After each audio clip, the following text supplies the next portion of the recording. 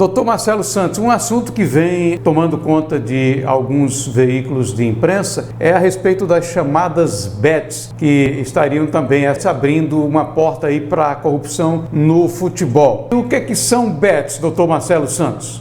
Nos últimos tempos, nós temos nos deparado com um fenômeno muito negativo no universo do futebol brasileiro. O avanço da corrupção no Brasil e agora até o futebol, mais do que nunca, porque onde há aglomerações humanas sempre houve esse tipo de coisa, mas nunca se viu com tamanha proporção. Então, o futebol, nos últimos tempos, nós temos nos deparado com o avanço das chamadas bets. O que são as bets? Essas bolsas de apostas que tomaram de conta do futebol brasileiro, não só do futebol, mas do dia a dia. A gente percebe, a partir da nossa realidade aqui mais próxima, a explosão dessas bolsas de apostas. No Brasil sempre houve essa cultura, esse hábito de loterias, né?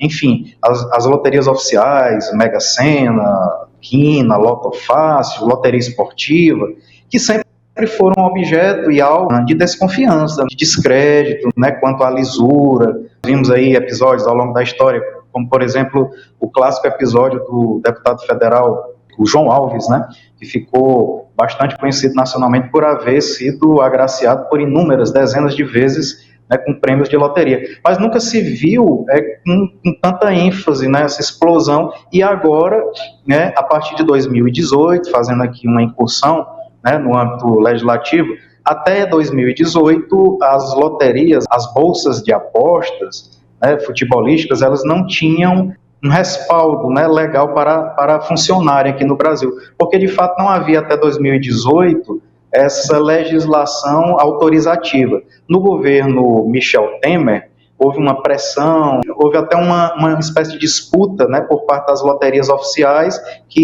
com as bolsas de apostas de futebol. Houve um jogo de empurra-empurra, no sentido de que seriam jogos de azar, mas por um critério lógico, as apostas oficiais, Mega Sena, Quina, de fato, elas em si é que representam os jogos de azar. Escolhe 6 números, por exemplo, na Mega Sena, eu vou escolher o dia do meu nascimento, do nascimento do meu filho. Isso é uma coisa muito aleatória. Até, de certa forma, por uma questão de equidade, a gente até via de bom grado essa coisa da aposta esportiva, porque o critério é mais lógico, né? Só para exemplificar aqui, imaginemos uma partida de futebol entre o Real Madrid da Espanha e o Canto da Várzea. Obviamente você não apostaria numa vitória do Canto da Várzea, e sim numa vitória de goleada por parte do Real Madrid. Então, assim, em tese, critério mais lógico, né? Que, por outro lado, até a gente imaginava que evitaria, né, essa coisa de manipulação.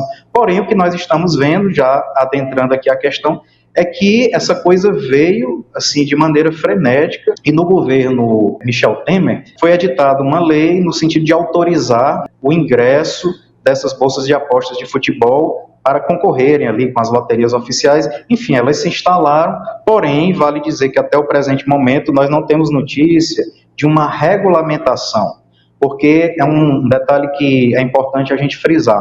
Elas estão atuando aqui no Brasil, mas em sua grande maioria, se não na totalidade, elas têm origem em outros países, que não no Brasil, principalmente na Europa, né, no velho mundo. Como a gente ouve muito falar também desses paraísos fiscais, né, pessoas que atuam aqui no Brasil, que movimentam muita grana no Brasil, mas cujas contas têm origem, né, e gerência em outros países. Então, não há regulamentação, daí essa controvérsia toda. Então, recentemente, no ano de 2022, algumas partidas de futebol das séries A e B do Campeonato Brasileiro e de alguns torneios estaduais aqui no Brasil foram objeto de uma investigação por parte do Ministério Público de Goiás, e tudo se originou a partir de uma notícia, de uma denúncia, de uma informação de que um jogador do Vila Nova de Goiás havia recebido algo em torno de R$150 mil para cometer um pênalti num momento estratégico de uma partida de futebol, né, no sentido de favorecer a um grupo, né, de apostadores.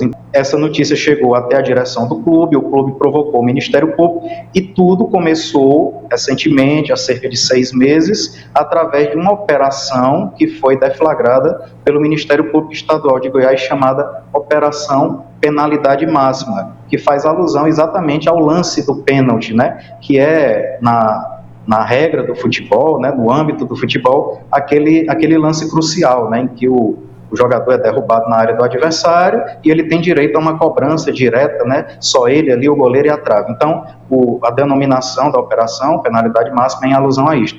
Bom, até agora, né, o que nós podemos dizer, nós temos notícia de que o procedimento ainda está em nível de inquérito. Nós temos notícia de 16 jogadores de futebol indiciados, salvo melhor juízo, ainda não há processo penal, né? A investigação ainda está em andamento, e nós temos notícia de mandados de busca e apreensão que foram expedidos, não só jogadores, mas também árbitros, dirigentes, apostadores e outras pessoas, né, envolvidas, né, em todo esse universo de manipulação de resultados, estão sendo investigadas pelo Ministério Público de Goiás com o auxílio da Polícia Federal. Em linhas gerais, esse é o contexto, esta é a situação que está em andamento neste instante.